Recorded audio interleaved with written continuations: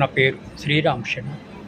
ఆయన ఛత్తీస్గఢ్ రాష్ట్రంలోని ఒక న్యాయమూర్తి, అంటే జడ్జిగా పనిచేస్తున్నారు.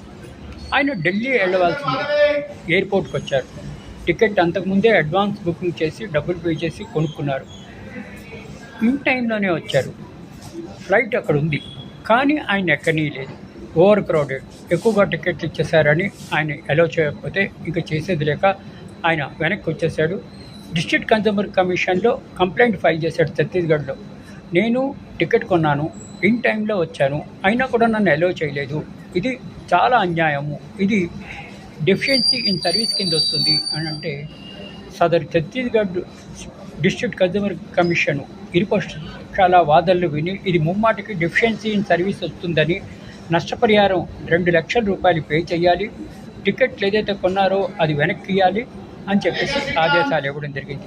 సదరు న్యాయమూర్తి గారు ఇన్ టైంలో వచ్చినా ఆయన తప్పు లేకుండా ఉన్నా ఇట్లా నష్టపోతున్నారు కాబట్టి డబ్బులు పే చేయాలని డిస్ట్రిక్ట్ కన్జ్యూమర్ కమిషన్ తీర్పు ఇవ్వడం జరిగింది.